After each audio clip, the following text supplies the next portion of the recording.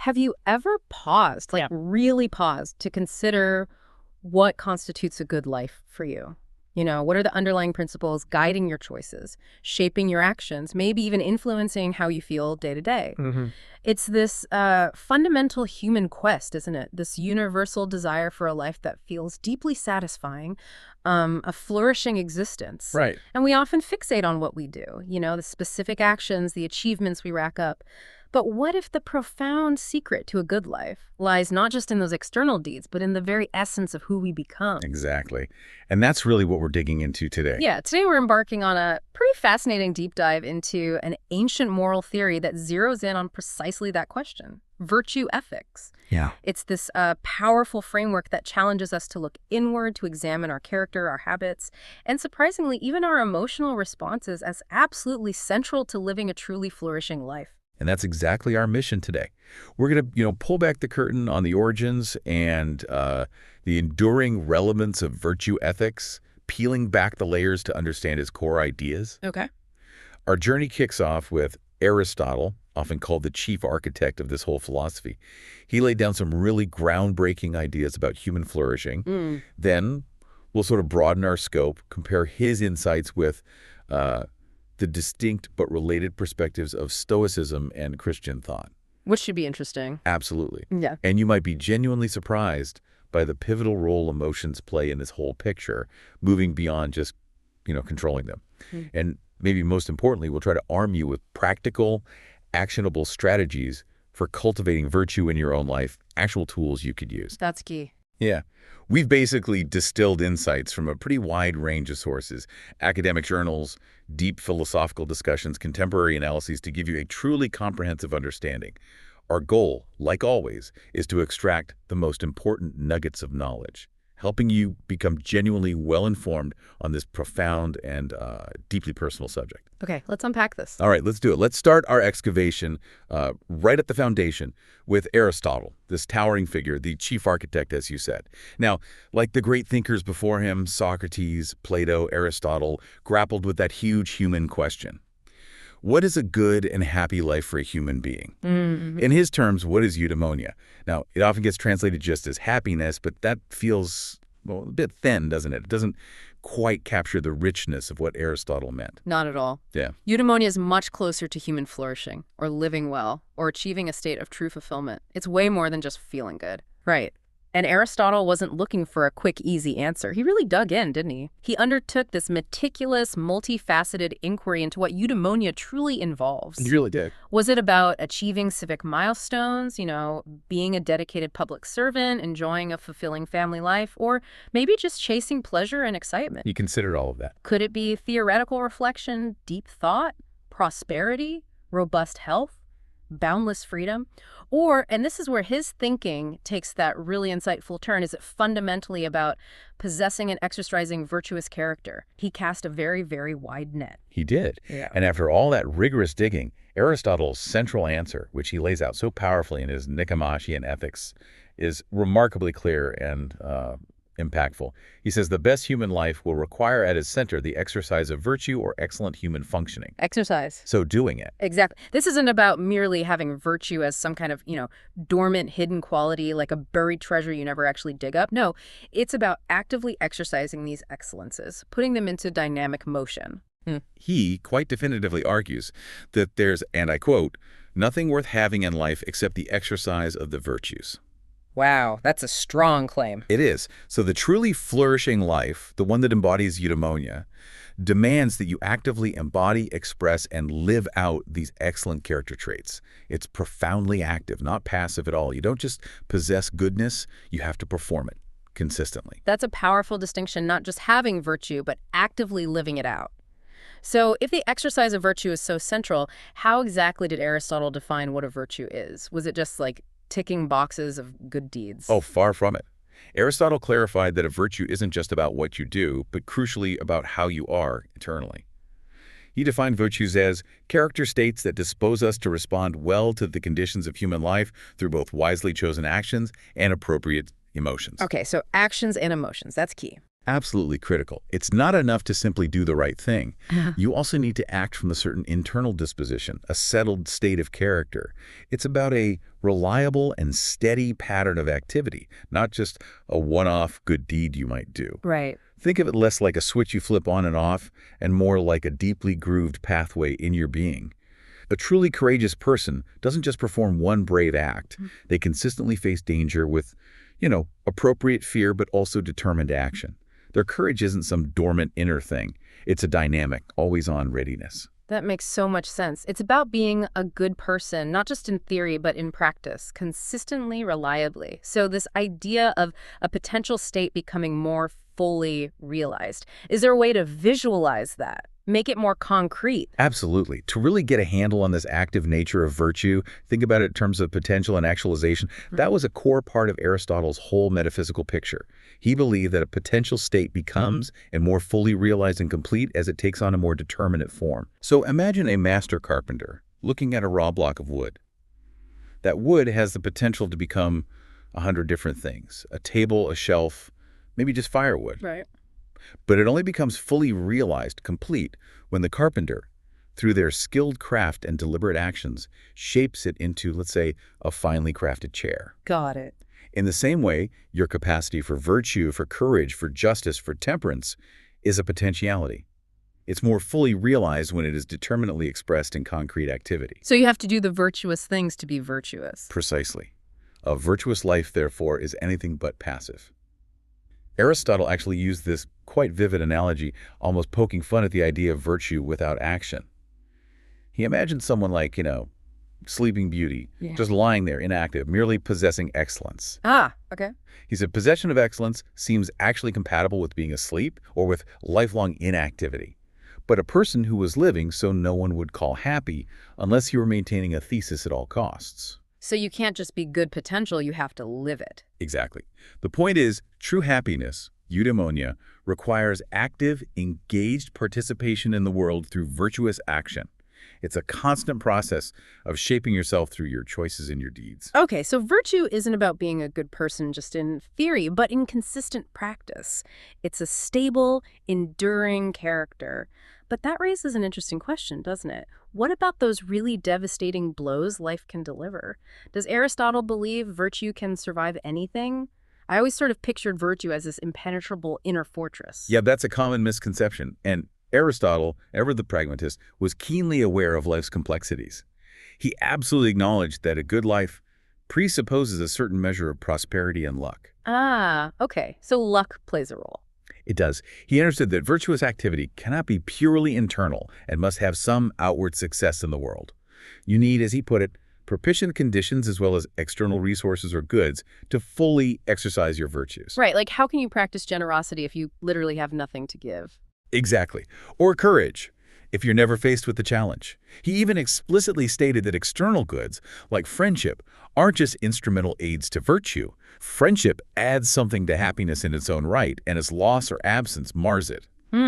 So friendship itself is part of flourishing. Yes. So, while your character is indeed paramount, the external world and, a bit of good fortune, do play a significant role in whether you can truly flourish. This brings us to that fascinating and often debated concept of moral luck. So a virtuous person isn't entirely immune to the slings and arrows of outrageous fortune then. Precisely.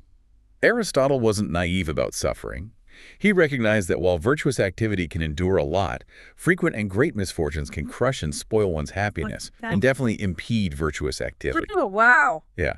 Imagine someone who is deeply kind, courageous, just a truly good person, but then they suffer immense personal loss, maybe losing their health, their entire family, their home, their freedom. Even the most virtuous person would experience profound pain and suffering. And their ability to act virtuously might be severely constrained, maybe even completely undermined in some ways. However, Aristotle maintained that even in these misfortunes, what is fine shines through when a person bears with good temper. So the character still shows, even through suffering. It can. The hallmark of true goodness and wisdom for him is this durability and flexibility in expressing one's virtue, even under extreme duress. But here's the crucial nuance, and this is where Aristotle really differs from, say, the Stoics, who we'll get to later. He never unequivocally holds the view that virtuous agency is invulnerable to fortune. Okay, that's a key distinction. It is. Virtue is more stable than other goods, yes, but it's not fully exempt from the same kind of forces that undo one's happiness. Severe chronic deprivations can indeed gnaw at even the best person's interior, making it incredibly difficult to recover one's happiness without, a long run of favorable luck to help restore those propitious conditions. It's a very realistic, almost sobering view of the human condition. So it's a stable, enduring character, but not an impenetrable one. That nuanced idea of moral luck makes me wonder, if virtue is so internal, tied to character, how do we actually see it in someone? How can we truly know if someone possesses this deep, excellent character? That's a great question, and Aristotle has a clear answer. You come to know a truly virtuous person, not through some single dramatic action, but through various kinds of external activities, choices, and conduct that are consistent over time. Ah, the pattern again. Exactly. So their manifest observable activity, their steady pattern of responding well to a wide range of conditions, both internal and external, that, as he says, the fineness of his character is truly revealed. Think of it like watching a skilled artisan. Their mastery isn't evident in a single stroke, but in the consistent quality and grace of their entire body of work over time. That's a perfect analogy. Okay, now let's pivot slightly to a particularly intriguing aspect of virtue ethics that seems to be having a real moment today. The surprising role of emotions. For many modern moral theories, emotions are often viewed with, suspicion, aren't they? Seen as messy, irrational liabilities that we need to control or even suppress. Right. The Kantian view often comes to mind there. Exactly. But Aristotle, once again, had a very different and far more integrated take. This really highlights why understanding what philosophers call philosophical psychology, how we actually view the mind and our inner workings, is so fundamental to our whole moral outlook. Indeed. And to highlight this difference, we can almost set up a dialogue between Aristotle and someone like Immanuel Kant. For Aristotle, virtue is expressed not merely in fine action, but in fine emotions as well. Oh. Both. He views both actions and emotions as morally praiseworthy aspects of the character. In essence, how you feel about doing the right thing or about a situation that calls for virtue is an integral part of your moral character itself. So it matters if you feel generous when you give. Absolutely. Consider a generous person. They don't just grudgingly give, do they? They feel genuine compassion and perhaps even joy in helping others. That feeling is part of the virtue. Kant's theory, in sharp contrast, locates moral merit narrowly in duty-motivated action. Just the duty. Right. For Kant, emotions or feelings are often seen as distracting from, or at least not adding to, what is moral. The truly moral act, for him, must stem purely from a sense of duty, a rational imperative, not from any emotional inclination, no matter how noble that feeling might seem. It's a profound disagreement about where moral worth truly resides. So Aristotle isn't just saying emotions exist alongside virtue, he's arguing they're a vital, active part of being a virtuous person. That's a huge leap from later ideas that sometimes saw emotions as just, raw urges, like a car's engine without a driver. Exactly. For Aristotle, your feelings are actually quite smart. They carry meaning and judgment. Precisely. Aristotle moved way beyond simplistic views of emotions as just inner feels, outward behaviors, or drives, which, you see later in maybe Cartesian or Freudian interpretations. Instead, Aristotle, particularly in his work The Rhetoric, presented emotions as object-directed and constituted by thought contents that are evaluative. Devaluative. They make judgments. Yes, this is a game changer. Emotions aren't just random sensations like a sudden itch. They are cognitively rich mental states. They aren't stray features of moral motivation or optional aesthetic trim, but are a necessary and reliable constituent of virtue and its actualization. Wow. Necessary and reliable. Yeah. Your anger, your joy, your fear, they all carry a judgment, a cognitive appraisal of the situation you're in. For instance, if you feel anger, it's not just a raw burst of feeling. It's typically because, as Aristotle might say, I believe that he injured me. Anger, in this case, requires an evaluation that one has been unjustly slighted by another. The pleasure or pain associated with that anger is intentionally related to this very evaluation. This intellectual component is crucial because it's what allows emotions to be trained, refined, and ultimately contribute positively to a virtuous character. That makes so much sense. It's like our emotions are giving us real-time feedback and judgments about the world, but Yeah. I can already hear the objections ringing. Many people intuitively feel that emotions are a problem when it comes to morality, right? What were the common challenges Aristotle's view faced, especially from that more, say, Kantian perspective? Oh, you're absolutely right. There are strong objections, and Aristotle anticipated and addressed them head-on. Let's summarize some of the most common ones. Firstly, there's partiality. Emotions can be morally blind. They often lack an impartial or universal point of view, tending to favor those we care about, potentially at the expense of fairness to others. Like favoring your own kid, even if they're wrong. Exactly. Think of a parent whose intense love for their child might blind them to their child's wrongdoing. Secondly, unreliability. Emotions are often seen as contingent and precarious, and unreliable sources of motivation. They can be impulsive, fleeting, and often exhibit excess and caprice. One day you feel generous, the next day you feel stingy. How can something so variable be a trustworthy guide for consistent moral behavior? Interesting. Involuntarism. Emotions are often perceived as involuntary happenings endured with little intervention, unlike actions or beliefs that we consciously choose. If an emotion just happens to you, washes over you, how can you be morally praised or blamed for it? It Right. seems exempt from the direct will. Like you can't just decide not to be angry. Right. And finally, vulnerability. Emotional attachment to objects, people, or outcomes makes us vulnerable. If our happiness depends on things outside our direct control, like the well-being of a loved one or the success of a project, our emotional attachments threaten our self-sufficiency. We care about things beyond our control, and that makes us susceptible to pain and disappointment. These are powerful, intuitive criticisms that resonate with many people's experience. Those are indeed significant objections that I think many of us grapple with daily. How did Aristotle, with his more nuanced, integrated view, respond to these powerful criticisms? It seems like a tough corner to argue yourself out of. Well, Aristotle offered a really robust and frankly surprisingly modern reply. He didn't deny that emotions can sometimes be problematic or seem resistant to reason. However, he fundamentally argued that emotions have firm cognitive foundations and rest on appraisals that are not immune to reflection or criticism. Okay, so they're not totally beyond reason's reach. Not at all. The crucial distinction for Aristotle is this. It's not raw, immediate impulses that are part of virtue, but rather cultivated or habituated emotions. This cultivation absolutely involves practical reason, where our natural emotional susceptibilities, our tendencies to feel anger, fear, joy, are made perfect by habit and by practical wisdom. Made perfect. So trained. Exactly. Think of it like training a wild, powerful river. Untamed, it can cause floods and destruction. But guided by well-designed channels and banks representing reason and habit, it becomes a disciplined, productive force, irrigating fields, generating power. It's the same potential energy, just channeled constructively. That's a great image. And what's really fascinating here is that there's even a surprising parallel with Kant on this very point. You know, when Kant distinguishes between immediate inclinations and the practical emotions, the latter requires a process of habituation, much like that to which Aristotle points. Really? Even Kant saw a role for a habituated emotion. In a sense, yes, for those practical emotions. For Aristotle, the bottom line is that emotions are responsive to reason and can be shaped by it.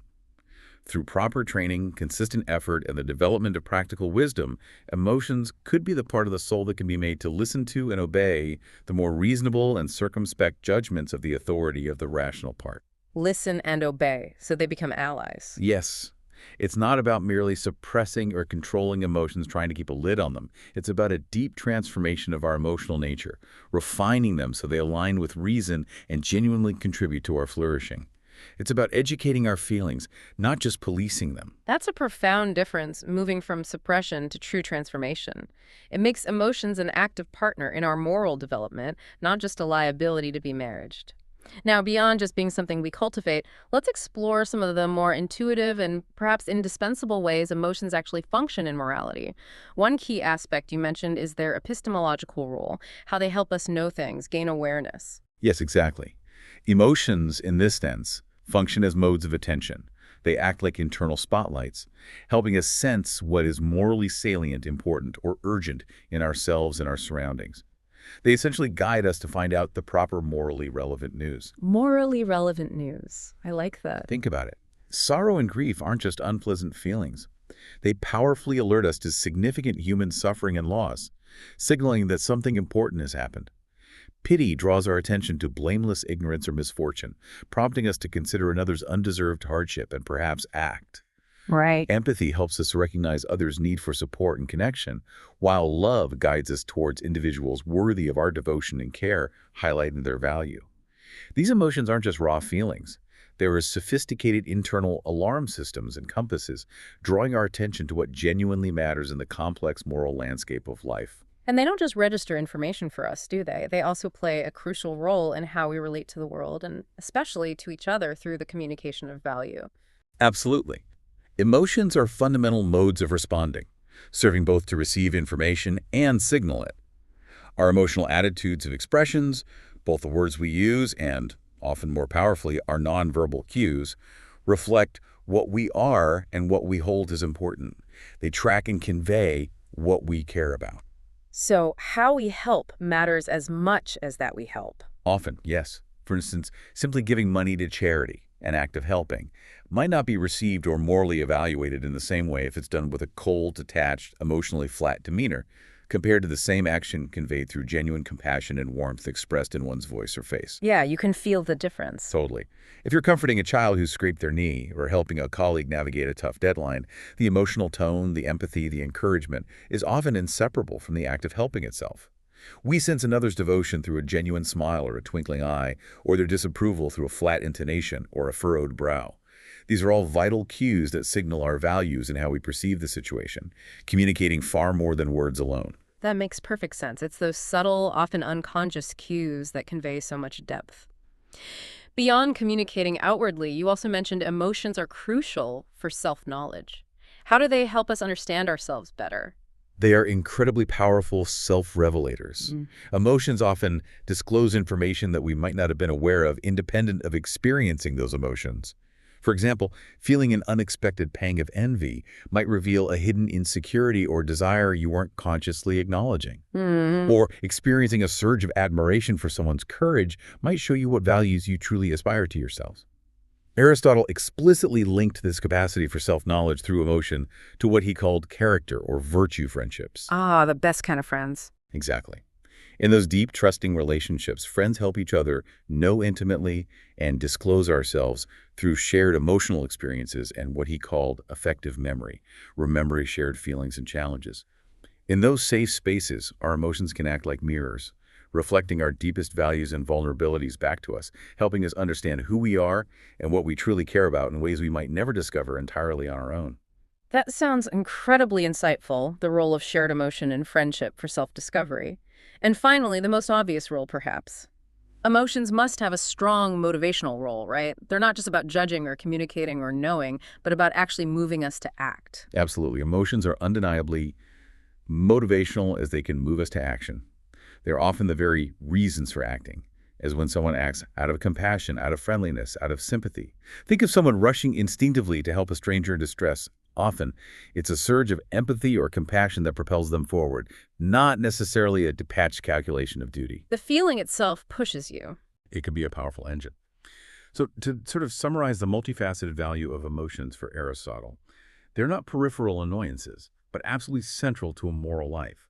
They are sensitivities that help us to attend to and record what we care about. Modes of conveying and expressing values, modes of disclosing values, modes of establishing values, intrinsically valued, and motives for action. They are deeply and intricately intertwined with our moral lives, shaping not just what we do, but how we experience, navigate, and connect with the world around us. What's really clear from all this is that for Aristotle, no part of the soul is a comparable way can remain invulnerable. He saw emotions not as weaknesses to be hidden away or constantly battled, but as essential channels that register the importance of certain concerns and objects in our lives. This is a world away from the idea of just suppressing them. It's much more about channeling and refining them. So, okay, if virtue is so central to a flourishing life and emotions play this surprising foundational role, the big question becomes practical. How do we actually cultivate it? Could the secret to the kind of life transformation you might be seeking actually lie in the depths of this ancient teaching? Many people feel that character development is a very important part of spiritual growth, becoming who God created us to be, or just becoming our best selves. We all sense that gap sometimes, don't we, between who we are right now and who we aspire to be. Now, it's tempting to focus just on values. We list our values, things we deem important, like I value honesty or I value efficiency. And values are good. They help us live with some integrity. but they can't by themselves necessarily raise us above ourselves and inspire us to reach for more if they're just seen as subjective preferences. Right. Just what I happen to prioritize. Exactly. And that's where moral virtue comes in, offering something potentially more objective. It's not just a preference, it's understood as a good habit that affects our character, a tendency to embrace what is truly and objectively good for us, what fulfills our potential and purpose.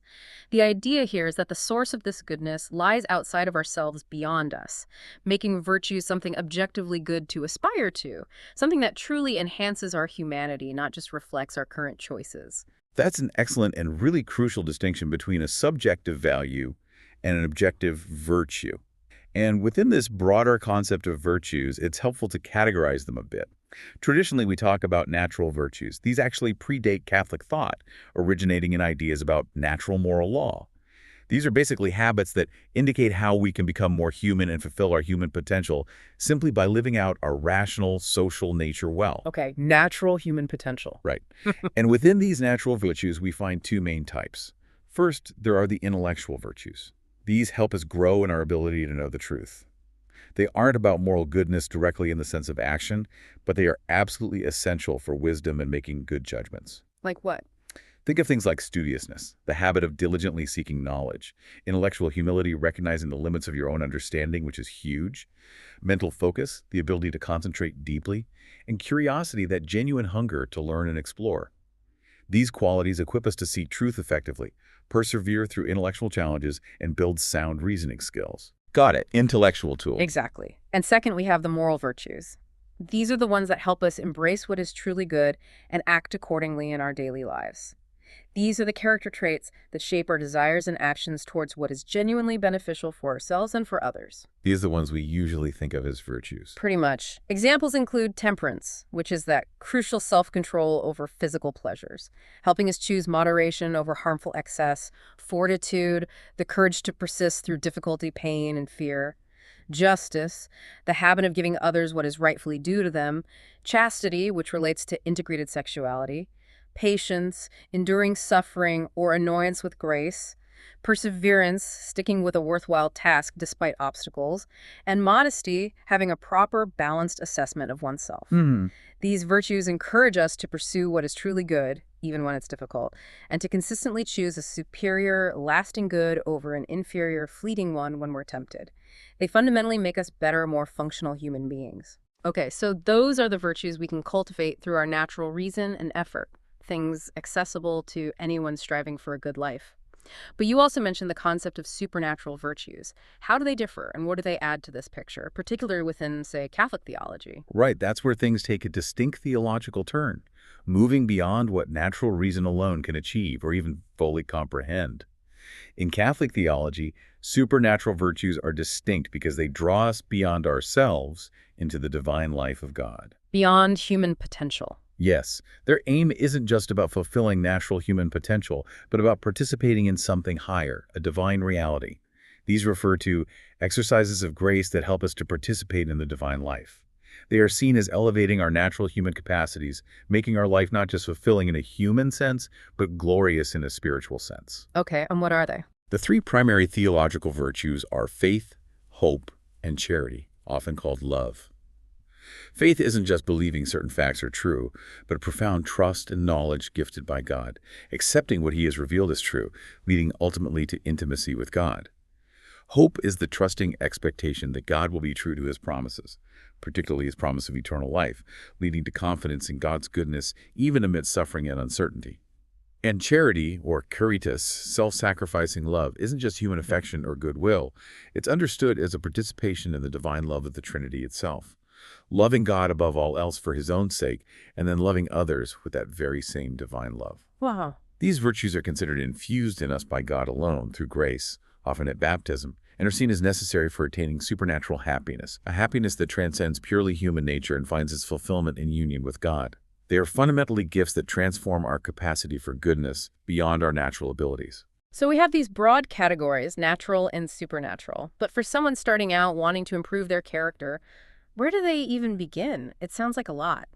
Ancient wisdom actually gives us a pretty clear starting point, something accessible to everyone: the cardinal virtues. Exactly. These are often called the four key good natural moral habits? For a reason. They are prudence, temperance, fortitude, and justice. The word cardinal comes from the Latin cardo, meaning hinge. Ah, like a door hinge. Precisely. All other moral virtues kind of hinge on these four. The idea is that if you actively work on strengthening these four foundational virtues, you pave the way to mastering the others as well. They are absolutely foundational for a well-ordered moral life. Okay, give us an example of how that hinging works. Sure. Let's take temperance, which is broadly self-control over physical pleasures and desires. If you develop the self-control to consistently say no to that second piece of dessert for the sake of your health, or maybe to curb excessive screen time when you know you really should be working or connecting with family. Yeah, guilty. Huh? We all are sometimes. But you're not just practicing a small act of discipline in that moment. You're actually strengthening a deeper psychological muscle, the muscle that allows you to regulate your desires generally. This discipline then strengthens your broader ability to say no to potentially more significant temptations, maybe resisting a dishonest shortcut at work or avoiding a relationship that you know is harmful for the sake of your deeper commitments and long-term well-being. So the dessert discipline helps with bigger moral choices later. It absolutely can. It's a foundational discipline that reverberates positively through many other areas of your life. Similarly, prudence is practical wisdom, the ability to discern the right thing to do in specific, concrete situations. It's about knowing how to act virtuously, not just what virtue is in theory. Prudence guides all the other virtues, because without it, even a good intention like courage might lead to a foolish or reckless outcome. Justice needs prudence to know what is fair in a complex case. Temperance needs prudence to know what moderation looks like here and now. Fortitude needs prudence to know when to stand firm and when endurance is pointless. It's the charioteer of the virtues, steering them correctly. That's incredibly practical. It really clarifies how these seemingly small acts of self-discipline, like with temperance or careful judgment, like with prudence, build into something much larger. It's about working smarter, not just harder, in character development. So how does Aristotle suggest we actually go about this hard work and discipline of cultivating virtue? He didn't just give us the what, he apparently gave us the how, too. He certainly did. He laid out what we can think of as 7 Aristotelian strategies for character development, really practical paths to flourishing that are surprisingly relevant and actionable even today. Okay, let's hear them. Strategy 1. The first, and perhaps most fundamental, is habituation through practice. Aristotle makes a crucial distinction here. He says virtues of thought, like scientific knowledge or intellectual understanding, come mostly from teaching and formal learning. But virtues of character, like courage, generosity, patience, emerge fundamentally through habit. Habit, repetition. Exactly. This means that to become truly virtuous, you can't just read about it in a book or hear an inspiring lecture or try to apply some abstract formula.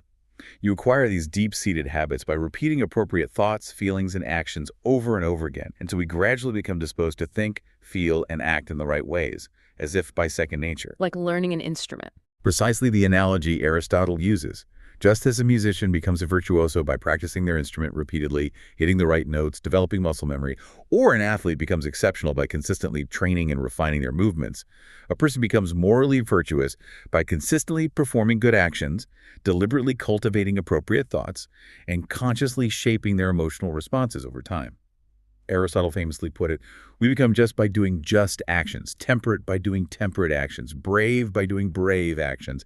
It's an active, iterative, practice-based process. Okay, but is it just mindless repetition, like a robot? No, absolutely not. That's a key point. These are what scholars call intelligent habits. They involve dynamic, higher-order judgments and the exercise of practical wisdom or prudence. A truly brave person doesn't just rush in blindly every time. They make a wise judgment about when and how to be brave in this specific situation. Virtues are always directed towards morally good ends, and they truly make a human being good and help them perform their function well, which, for Aristotle, means living a flourishing human life. So how does this look in practice today? Well, it means encouraging simple, consistent practices, like maybe daily gratitude journaling, which helps cultivate the virtue of gratitude by intentionally focusing your attention on positive aspects of life each day. It also means challenging simplistic, heroic myths of leadership you sometimes see, and instead modeling and practicing practical, humble virtues like active listening and respectful engagement in your daily interactions at work or home. Small, consistent things. Yes. Or you could make a point to reflect on your own prior experiences, say, in leadership roles or just challenging interpersonal situations to identify specific opportunities where you could have acted more virtuously, Yeah. maybe more patiently, more justly, and then, crucially, commit to practicing those different responses the next time a similar situation arises. It's all about intentionally building virtuous reflexes and dispositions through consistent, mindful repetition. That's such a powerful idea that we literally train ourselves into virtue, much like we train for a marathon or learn a new language. Okay, the second strategy builds on that practice, doesn't it? Reflection on personal experience. Exactly. This is absolutely crucial, especially for developing that key virtue of practical wisdom, or phronesis in Greek. Remember, phronesis isn't just knowing what is good in general, but knowing how to act well in specific, complex, often messy situations. It's the ability to discern morally salient features of situations and deliberate about how best to act. And that comes from thinking about what we've done. Precisely. This kind of wisdom comes directly from reflecting deeply on repeated actions and experiences, learning from both our successes and, perhaps even more importantly, our failures. Aristotle believed that we ought to begin from things known to us, and for adult learners especially, this includes their rich experience of the actions in life. People connect much more readily to real-life situations and can draw on their prior experiences to process new information and refine their understanding of virtue. How can we apply that reflection systematically? Well, programs focused on character development, or even individuals working on their own, can incorporate this by using targeted reflection questions. For instance, in job applications or performance reviews, you could ask people to identify specific examples of good or bad leadership they've encountered and analyze why those examples stand out, what virtues or vices were displayed. Concrete examples. Yes. Or you could encourage people to write structured reflections after significant projects or challenging interactions, followed by reflective discussions with peers or a mentor. This whole process helps ground abstract philosophical concepts like justice or courage in concrete lived experiences. It transforms theoretical knowledge into practical, actionable wisdom that genuinely informs future decisions. It's how you turn raw experience into usable insight. That makes perfect sense. Learning isn't just about absorbing new information, but actively processing what we've already lived through. Okay, the third strategy sounds like it taps into our very human tendency to learn from others. Engagement with virtuous exemplars, role models. This is a profoundly effective strategy, and one Aristotle emphasized. Exemplars, or role models, are powerful tools for character development because they offer role models to admire and emulate, inspiring motivation and showing us concretely how virtues look when lived out in real life. So seeing is believing or becoming. Kind of, yeah. They serve as counterfactual models, meaning, when faced with a dilemma, you can ask yourself, how would they act in this situation? Nelson Mandela, my grandmother, whoever your exemplar is, this deepens your cognitive understanding of how virtues are expressed in complex contexts. They also act as moral reminders that abstract ideals like justice or compassion are not just theoretical concepts, but attainable, lived realities for actual people. That's encouraging. It is. And critically, engaging with exemplars can even reshape our moral imagination, helping us see situations in new ways or perhaps challenge unjust social norms that we might have previously accepted without question because we see someone else challenging them virtuously. Is there evidence this actually works? Oh, absolutely. Empirical studies in psychology confirm the power of this. Research shows that admiration of another's virtue is a profoundly motivating emotion. It often leads to a feeling called elevation, this sense of being uplifted and inspired, which in turn creates a deep desire to do good things for other people. Interesting. Elevation. Yeah. And importantly, studies also show that relevant and attainable exemplars, those who share some similarity with us, perhaps in background or struggles, or whose virtue seems achievable, not superhuman, tend to be the most effective in motivating emulation. So how do we engage with exemplars practically? Lots of ways. It can involve consciously reflecting on personal exemplars in your own life, maybe a grandparent, a teacher, a mentor, a community leader who embodied certain virtues.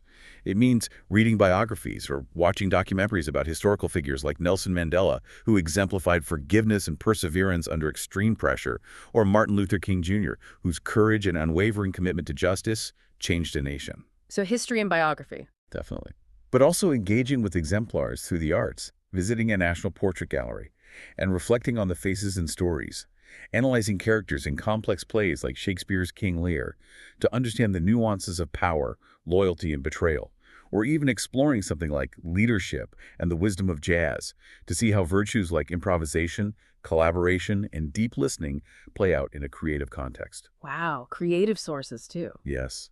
It also includes inviting guest speakers into organizations or communities who openly share not just their successes, but also their struggles and failures, making their virtue feel more relatable and human. Implementing a two-tiered mentoring structure where you learn from both seasoned professionals and also from peer mentors slightly ahead of you can be very effective. And crucially, having leaders and facilitators actively model the virtues themselves in their daily interactions. It's all about learning by example, drawing inspiration from both the aspirational figures and the deeply relatable ones around us. That's fascinating how much of this is rooted in these deeply human ways of learning storytelling, observation, mentorship. Okay, the fourth strategy is dialogue that increases virtue literacy. This sounds like it's about getting really specific and articulate with our words about virtue. Precisely. Discussions about virtues and their practical application are absolutely central to the Aristotelian tradition. This isn't just about analyzing abstract, hypothetical, ethical dilemmas like the trolley problem, which can often feel detached from real life. Instead, it's about providing rich opportunities to discuss complex, real-world issues, share personal experiences, test theoretical ideas against lived reality, and learn from the diverse perspectives within the group. So talking it through helps us understand it better. Immensely. It critically increases what are called virtue literacy, which is the capacity to know and understand the necessary language and virtue concepts required to evaluate morally salient situations. For instance, having a deep discussion about gratitude helps distinguish it from just a simple fleeting emotion or a polite thank you. It reveals how gratitude can be cultivated as a profound, sustained attitude, how it needs to be practiced appropriately and discriminately, you aren't grateful for everything, and what its potential limits or even dangers might be, like becoming complacent. Getting beyond the label to the substance. Exactly. In a practical setting, like a leadership program or even a book club, this can be implemented by structuring engagement with speakers or texts as intimate conversations rather than one-sided lectures. Using one-on-one mentor meetings provides a safe, confidential space for dialectical exploration, where ideas can be genuinely challenged, questioned, and refined. Safe spaces for real talk. Yes. And organizing structured dialogues using diverse readings can be incredibly effective. For example, you might assign evocative poems by Mary Oliver or Rumi to foster self-awareness and connection to natural virtues like wonder or compassion, alongside critical articles that highlight potential dangers or limits of a particular virtue, like how excessive compassion, unguided by prudence, can sometimes lead to enabling harmful behavior. This encourages a nuanced, multifaceted understanding, not just a simplistic one. Balancing inspiration with critical thinking. Right. And in these dialogues, facilitators ideally act as co-participants, sharing their own reflections and struggles, modeling vulnerability, and creating a genuinely safe space for open sharing and the co-construction of meaning, where everyone learns together from each other's insights and experiences. It's about moving from simply knowing the words for virtues like courage or justice to truly understanding their complex texture, their demands, and their application in the real world. Okay, that brings us to the fifth strategy. Awareness of situational variables. This sounds like it's about acknowledging that sometimes even good people can make bad choices and how our environment, the situation itself, plays a surprisingly big role. It absolutely does. This strategy involves understanding how subtle psychological tendencies and powerful external situational factors often influence our ethical behavior, frequently without our conscious awareness. It's about recognizing that we're not always the purely rational actors we like to think we are. We're influenced by context. Massively. The first part of this strategy is simply getting the word out about common cognitive biases and psychological phenomena that can lead even well-intentioned people astray. For example, learning about the famous bystander effect, the finding that the more people who witness an emergency, the less likely any single individual is to intervene because responsibility gets diffused. Someone else will handle it. Exactly. Research shows that simply being informed about this effect beforehand can significantly increase helping behavior in a staged emergency situation later on. Knowing about the bias can literally help you counteract it and act more virtuously. Wow. Just knowing helps. It can. The second part is about selecting our situations, actively seeking out positive influences, communities, and environments that support virtuous behavior, and deliberately avoiding temptations or situations where we know we're likely to stumble. Aristotle offered timeless wisdom here centuries ago, advising we must drag ourselves off in the contrary direction, for if we pull far away from error, we shall reach the intermediate condition. Steer clear of trouble if you know it's coming. Basically, yes. If you know you have a particular weakness, maybe for gossip or procrastination or impatience, you actively try to structure your environment to make it harder to indulge that weakness and easier to practice the opposing virtue. How does this play out in, say, leadership development? Well, you might use engaging tools like videos, perhaps, showing a rigged Monopoly game, where one player starts with huge advantages. Discussing how that positional inequality and perceived power subtly shapes behavior, often leading to arrogance, entitlement, or insensitivity in the rich player, can be eye-opening. Right. Seeing how power corrupts, even in a game. Exactly. It also involves readings and candid discussions about occupational hazards in specific professions, like the intense pressures on Wall Street, or the unique temptations of political power, exploring how institutional incentives, relentless pressures, and embedded cultural norms can subtly deform character over time if you're not vigilant. By discussing these powerful situational influences, people can reflect on their own personal tendencies, identify potential moral danger zones in their own lives or careers, and become much more intentional about shaping their environments to actively foster virtuous behavior, making it easier to do the right thing and harder to do the wrong thing. That's incredibly insightful. It's like learning to proactively build ethical guardrails around yourself and choose your environments wisely. Okay, moving on. The sixth strategy is moral reminders. This sounds pretty straightforward, keeping virtue top of mind in a very deliberate way. It is straightforward, but surprisingly powerful. Providing consistent, clear reminders about our moral norms, values, and commitments is a demonstrably effective way to cultivate good character. These reminders essentially alert us to the morally salient features of situations, helping us notice the ethical dimensions we might otherwise overlook in the hustle and bustle of daily life. Like a little nudge. Exactly. They call our attention to our moral commitments, reminding us of the kind of person we aspire to be. And critically, they make it much more difficult in our own mind to justify doing the wrong thing. Essentially, they create psychological barriers to self-justification and self-deception, making it harder to rationalize unethical behavior or cut corners. Is there solid evidence for this beyond just sounding like a good idea? Oh, yes. There's strong empirical evidence. Classic studies have shown, for example, that simply asking participants to recall the Ten Commandments or to sign an honor pledge before taking a test where they have an opportunity to cheat significantly reduces the rate of cheating compared to control groups. Just thinking about the rules beforehand changes behavior. It has a direct, measurable impact. The act of bringing moral commitments to the forefront of one's mind, right before the moment of potential temptation or decision, has a direct, positive impact on behavior. So how do we apply this? Well, in educational programs or organizational settings, it means implementing extended programs of readings, discussions, and speakers that provide regular and consistent reminders over a sustained period, embedding these ideas deeply rather than just a one-off mention. For individuals, it could be as simple yet effective as using physical sticky notes on your monitor, setting recurring calendar reminders on your phone, or using digital notifications to prompt daily gratitude journaling, or perhaps to remind yourself to actively practice a chosen virtue, say, patience during your commute or in meetings throughout the day or week. It's all about consistently nudging yourself towards virtuous action, keeping those ethical intentions front and center so that they genuinely influence your actions and choices when it matters most. And finally, the seventh strategy, which feels particularly relevant in our highly interconnected, yet sometimes isolating modern world, friendships of mutual accountability. Yes, this is an absolute cornerstone of character development in the Aristotelian tradition because it emphasizes that becoming virtuous never occurs in isolation.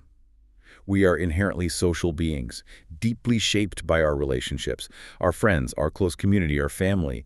They embody and inculcate particular practices, values, and narratives, powerfully shaping our understanding of what moral character even looks like and what's expected of us. We learn virtue from our tribe. In large part, yes. Friendships provide a vital context for the sharing of conversation and thought, allowing us to explore complex ideas, wrestle with ethical dilemmas together, and get different perspectives. They offer crucial opportunity for beneficence, allowing us to practice doing good for others, caring for a friend, helping them out, which is itself a key part of living virtuously. They present relevant and attainable exemplars, as we often observe our friends more closely and intimately than distant public figures, seeing their struggles and successes up close. And the tough part. And crucially, true friends supply mutual correction when one goes wrong. They offer loving challenge, honest feedback, and guidance when we stray from our own values or act poorly. That requires real trust. Immense trust. And Aristotle was clear that the moral quality of these relationships matters immensely. He emphasized prioritizing friendships based on virtue rather than utility or pleasure. These are friends who genuinely care about your character, who want what's truly good for you in the long run, not just friends who are convenient or fun to be around. Quality over quantity. Definitely. And again, empirical studies on group effects confirm this. Being surrounded by friends who consistently act virtuously, who hold each other to high standards, can significantly increase pro-social and ethical behavior in individuals within that group. So how do we foster this? Practically, it involves intentionally creating or participating in learning communities or groups with shared values and a commitment to mutual growth. Organizing informal opportunities for connection, like shared meals or social gatherings, helps build the trust needed for deeper conversations. Discussing friendship itself as an intentional practice of leadership or character development can be powerful. Maybe reflecting on examples like Augustine's deep friendships described in his Confessions, or the supportive yet challenging letters between Clementine and Winston Churchill, which highlight friendship's functions in shaping character and providing crucial support. Learning from examples of good friendship. Yes. And it also means actively encouraging and practicing mutual correction and accountability among peers, perhaps drawing inspiration from figures like Benjamin Franklin. He famously asked a trusted friend to explicitly point out his faults so he could work on cultivating humility, receiving a list of his character flaws to systematically address. These kinds of relationships, built on trust and shared commitment to virtue, foster an environment where character can be continuously shaped, challenged, supported, and refined through shared commitment and loving, honest feedback. What an incredible comprehensive set of tools. When you put them all together, these 7 strategies really do form a practical lay rule of life, as some traditions might call it, for anyone genuinely aspiring to cultivate virtue and transform their character. It makes it feel less like a vague wish and more like a manageable, albeit challenging, project, a lifelong journey, clearly not a destination. Now let's broaden our lens a bit beyond Aristotle, though he gave us so much, and look at other profound traditions that have explored this idea of the virtuous life. What's really fascinating here is how Stoicism, which often gets misunderstood, right, as just a philosophy of emotionless endurance or gritting your teeth. Yeah, the stiff upper lip caricature. Exactly.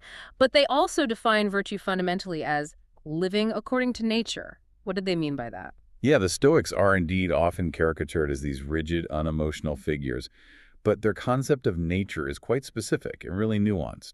For the Stoics, nature refers primarily to the nature of a rational social animal. Rational and social, both key. Both absolutely key. This means humans are inherently inclined, by their very nature, to work towards the betterment of their community and others. That's the social part. And to do so using their unique capacity for reason. That's the rational part. This is a world away from some kind of neo-macho view of Stoicism that suggests just suppressing emotions entirely. On the contrary, the Stoics absolutely recognized emotions to be part of our nature. They understood that feelings are unavoidable aspects of human experience. Okay, so they didn't deny emotions. What did they aim for then? Their goal isn't to eliminate emotions altogether, which they thought impossible and probably undesirable anyway, but rather to transform and redirect them. They aim to shift away from what they call pathia. These are the bad emotions, a term covering unhealthy, irrational passions like uncontrolled anger, consuming jealousy, corrosive hatred, excessive pleasure that clouds judgment, or paralyzing fear. Things that overwhelm reason. The destructive emotions. Exactly. And they aim to move towards eupathia, which translates roughly as the good emotions or good feelings. These are seen as rational, healthy emotional responses that are aligned with reason and virtue. Examples include a rational form of joy based on virtue, appropriate caution, not paralyzing fear, and a virtuous form of wishing or goodwill towards others, not grasping desire. So channeling emotions constructively, how? This transformation is achieved through rigorous mindful behavioral modification, cognitive reframing, and intense self-discipline. For instance, a key Stoic practice is premeditatio malorum, the premeditation of evils or misfortunes. You mentally rehearse potential future difficulties, losing your job, illness, betrayal, not to morbidly dwell on them, but to reduce their shock value if they happen, and to cultivate emotional resilience, ensuring you don't succumb to irrational pathia when challenges inevitably arise. Preparing yourself mentally. Yes. Another core practice is the dichotomy of control. which involves relentlessly focusing your energy only on what is truly within your power, primarily your judgments, your choices, your intentions, and your actions, and calmly, rationally accepting what isn't, which includes almost all external events, outcomes, and other people's actions. The goal is profound inner peace, tranquility, ataraxia, and an emotional state that is aligned with reason, not some blank, emotionless void. So it's not about being a robot at all, but about actively directing your emotional energy towards productive, virtuous ends and finding peace by accepting what you can't control. And this leads to that really powerful Stoic idea that contentment and satisfaction in life is not conditional on anything outside of your own skin. It's an internal state, cultivated through virtue, regardless of what's happening externally. Precisely. This is the bedrock of Stoic freedom and resilience. They believe that true happiness, true flourishing, comes entirely from within, from cultivating a virtuous character, living according to reason and nature, and aligning your will with the rational order of the universe, or nature, with a capital N, which they often equated with divine reason or logos. So external things don't matter for happiness. They are classified as indifference. This means external events and possessions, wealth or poverty, health or illness, fame or obscurity, are indifferent with respect to your ultimate happiness and virtue. They can be preferred, like health, or dispreferred, like illness, but they do not in themselves determine your virtue or your inner peace. Your virtue resides solely in your rational choices and responses. That's a radical idea. It is. And the raison d'etre, the whole point of a Stoic life then, isn't navel-gazing, but rather to be of good use to your spouse, friends, neighbors, community, the world, and humanity as a whole.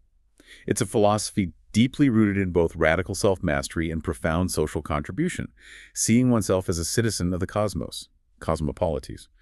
Your emotional state is fundamentally your own responsibility, and your primary purpose is to contribute rationally and justly to the common good. Okay, from the ancient Greeks and the Roman Stoics, let's now consider Christian virtue ethics. Now, while it certainly shares some common ground with these natural ethical systems after all, many virtuous actions like kindness or justice might look similar on the surface. It seems to distinguish itself in some really significant and profound ways. That's absolutely right. Christian virtue ethics is fundamentally rooted in belief in Jesus Christ and the God he reveals. While specific virtuous actions might sometimes appear similar to those found in, say, Aristotelian or Stoic ethics, being kind, being just, being courageous, the context is entirely different. You have a different community, different role models, different proximate and final ends, a different ultimate vision. All these create major distinctions, even if the action itself looks the same. So the why and the who are different. Exactly. The controlling principle is often summarized as imitatio Christi, the imitation of Christ, which means, roughly, first, be like Jesus, then do as he did. Like other virtue ethic systems, it's fundamentally agent-centered, focusing on who Christians are called to become individuals transformed by grace into the likeness of Christ before focusing on what they're called to do. It's about internal conformity to Christ's character, which then naturally manifests in Christ-like action. For instance, being truly patient in a Christian sense isn't just about gritting your teeth and controlling your temper. It's ideally about seeing the other person through the lens of God's own infinite love and patience towards you and them. A different internal motivation and perspective. Yes, and a central concept here is caritas, usually translated as charity or, perhaps better, self-sacrificing love. In Christian thought, particularly following Aquinas, who synthesized Aristotle with Christian theology, caritas is not merely one virtue among others, it's considered the form of all virtues. The form, what does that mean? It means that charity informs or quickened by charity and receive from charity their full complement as virtues. This means that all other virtues, when practiced by a Christian acting under the influence of grace, are elevated, transformed, and perfected by this divine love. For example, justice done without charity might be cold, legalistic, and calculating, but justice done with charity seeks not just strict fairness, but also restoration, reconciliation, and mercy, because it's motivated by love for the other person. Fortitude practiced through charity isn't just stubbornness or grit. It becomes courageous endurance for the sake of others, or for faithfulness to God, motivated by love. Charity gives all the other virtues their ultimate meaning and direction within the Christian framework. And this connects to those specific supernatural virtues you mentioned earlier. Exactly. This brings us back to the three crucial theological virtues: faith, hope, and charity. These are distinct because they are believed to be infused in us by God alone, through divine grace, not achievable by human effort. and they are seen as necessary for attaining supernatural happiness, that ultimate happiness which consists in union with God, transcending purely natural human flourishing. So they orient us towards God. Precisely. They have God as their direct object. Now, this doesn't mean the cardinal virtues, prudence, justice, fortitude, and temperance become unimportant. They remain absolutely crucial within Christian ethics, forming the foundation of a good human life. However, they too are seen as ideally being quickened by charity and illuminated by prudence, which itself is informed by faith. So the natural virtues get elevated. Yes. While a person without faith can certainly be naturally prudent, a Christian's prudence is ideally illuminated by the light of faith, understanding God's plan, and ultimately directed by the love, charity of God and neighbor. So the natural and supernatural virtues are intertwined, with charity elevating and perfecting the natural virtues, directing them towards a higher divine purpose. Christian ethics, therefore, has a unique telos, or ultimate end. Not just human flourishing on earth, though that's good, but ultimate eternal union with God in heaven. So it really is a different animating force, isn't it? A different set of ultimate motivations and a different ultimate goal, even if some of the specific actions, like being honest or brave, might look similar on the surface. To paraphrase that comparison, the natural man practices virtue according to reason. The Christian practices virtue through reason quickened by charity and faith. The source and the ultimate goal of the virtuous life are conceived quite distinctly. Exactly. And here we really need to address an important philosophical objection that often arises whenever we discuss any community-specific ethics, whether it's Christian, Stoic, Aristotelian, or any other tradition. The accusation of relativism. Right. If virtues are learned and shaped within particular communities with their own stories and exemplars, does that mean all morality is just subjective and arbitrary? That there's no real truth to it? It's a fair question. Christian ethics, like any other complex meaning system, is indeed learned and transmitted within a specific community, and is therefore, in a sense, community relative. You learn what it means to be a virtuous Christian from the Christian community, its scriptures, its traditions, its saints. However, a more accurate and less dismissive concept than pure relativism, some argue, is perspectivism. Perspectivism, okay. How is that different? Well, relativism often tends to conclude that a judgment or a whole system is false or simply invalid because it's culturally specific or relative to a perspective.